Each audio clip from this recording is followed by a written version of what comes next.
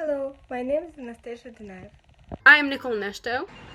And I am Ashley Alcantara. Today, we will be talking to you about My Sister's Keeper, written by Judy Picoult.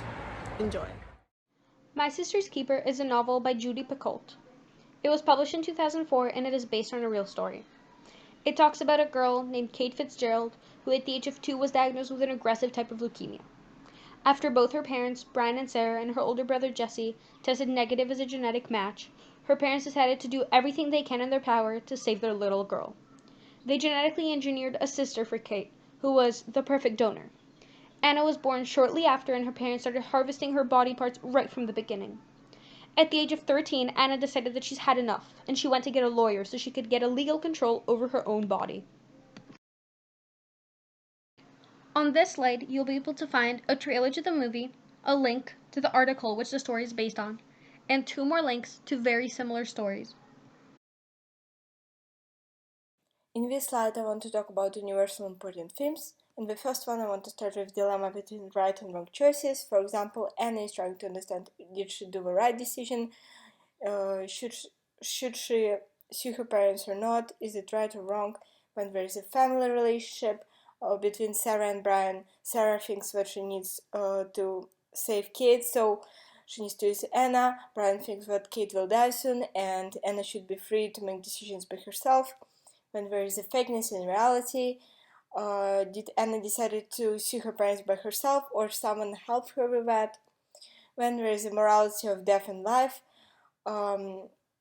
should Sarah decide what Kate should live, or Kate should decide like that she wants to live or she wants to die? When there is a struggle with illness, Kate is tired of illness, she's tired of all the medicine.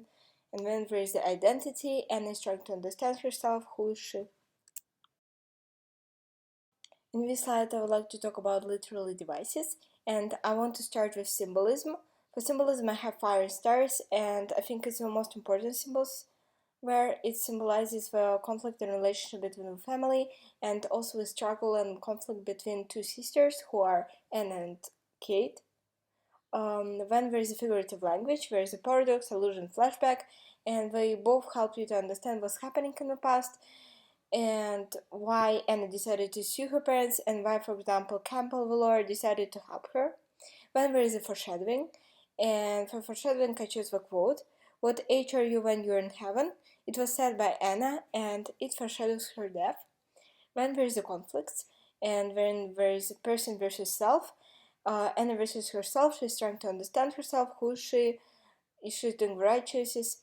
When there is a person versus person, whereas for example Sarah versus Anna, Sarah is trying to save Kate and is trying to be more free to make her own decisions. When there is a person versus nature, Sarah versus death, Sarah is trying to save Kate from death. When there is a character falls, as you can see there's a lot of character falls, but the most important I think is antagonist and protagonist is Sarah and Anna. Sarah who is trying to save Kate and Anna who is trying to have her own decisions to make. When there is a setting, it's happening in the past and present, it's happening in the court with Sarah, Anna and Campbell, it's happening in the hospital with Kate, and in the house with all Fitzgerald's family. And when there is a narrator, there's multiple characters, there's not only one character who's telling the story, but it can be Anna, Brian, Sarah, Campbell, Julia, etc. You might be asking yourselves what kind of vocabulary we chose and why. Vocabulary plays an important role in reading. The words we've chosen, dexamethasone, guardian, nepotism, omission, viscous, reverie, remission, patently, iliac crest, and self-aggrandizing are important because most of the vocabulary we don't know are key to reading comprehension, and we can't understand what we're reading without knowing what the word means. Thus, choosing words that we understand and need more help with understanding. The group has decided on these 10 vocabulary words because their meaning ties into what the book is about for most of the part. As an example, guardian. What is a profile learner, or an LOTOL? Leaders of their own learning. They take risks, balance, learn how to communicate, reflect, are open-minded, and know how to time manage. They also analyze and are great creative and critical thinkers. Pedagogy is a great example on how we are able to organize ourselves. It is the art of science and how it is taught. Pedagogy can include on how the teaching style is approached and learning the way the context is delivered. And what is we as students learn as a result of the progress. How can this book be taught, you might be asking? This book can be taught in an English 12th grade class. This way, we learn how to analyze the book and have understandings in different perspectives of the book we normally would have. Also, if you want to read in the summer, My Sister's Keeper would be a great fit. We can teach ourselves and each other how to see life from a different perspectives. We can learn how to improve our memories and empathize with characters. Research has shown that it makes us better and more positive too. We can also learn how to relate to others. This slide I would like to talk about differentiation. So I wanted to talk about styles, levels, and interests. For styles, there are different learners. There are reading, writing learners, there are kinesthetic learners, there are listening learners, and there are visual learners. And this book is suitable for all the four learners here.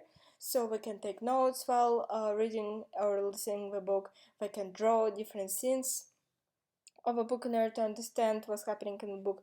We can role play, we can act out some scenes with different characters to understand the characters, to understand what's happening again in the book. We can look at the video, like analyzation of a book, watch the movie, compare and contrast. We can read out loud, we can discuss and debate about the morals of a book, what's happening in the book, is it right or wrong.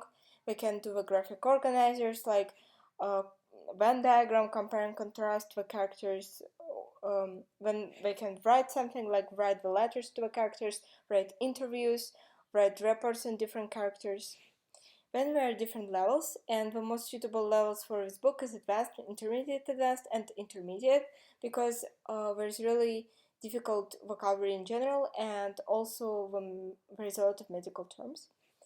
When there is interest, a book which is going to be interesting to read is going to be interesting for people who are interested in medicine and want to be a doctor, who are interested to be a lawyer, and who are interested to be a psychologist, to look at different relationship between the family and both sisters.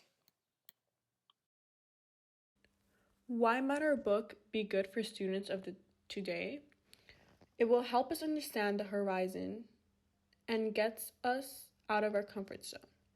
Once you're inside, I think it is a good book to read because it shows an unordinary family who is trying to live as a normal family. It also shows the different perspectives of the characters. It helps us understand different viewpoints of the story. Another student said, I've been hearing people talk about genetic engineering, but I've never knew that people actually do it. Also, when I first saw the trailer to the movie, I knew that I had to read the book to understand it even further. The story was something new and adventurous. It was a powerful story. Cross-curricular connections. Since it is English class, we learn literature. We learn new vocabulary words, we learn different ways to interpret the book, and we learn new literary devices. Also, a connection to anatomy, we learn more about cancer, or the type of cancer that Kate had, which is leukemia. We learned that people actually already genetically engineer babies. And we learn more about different body parts, or the body parts that were taken from Anna to give to Kate. With this link, you'll be able to see our daily logs. It is what we talked about every day since the beginning of the literary seminar. You'll also be able to find the standards which we used for each homework assignment. With each link, you'll be able to arrive to a folder including all our homework. We have documents, pictures, and quizzes. It is very organized and very easy to understand. Thanks to the literary seminar, we all learned how to be more independent. We had to create our own homework, our own quizzes, and our own discussion questions. We had to learn how to work better in a team, how to respect other people's opinions about the book and the characters. Also, we learned commitment, to be able to submit the homework on time and to be able to arrive to class with our discussion questions and respect our classmates. In this slide, I just want to show the process of our essay. So the question for our essay was, what are the moral dilemmas in the story and how are we directing the characters in the book? And here you can find the links to our essays. In this slide, I would like to talk about our experience with the literary seminar. Overall, we did a really good job. We worked very hard. However, sometimes we were distracted, but overall, we did really good homework assignments. It was really interesting to do them. We had really good discussion with the group and discussion questions too.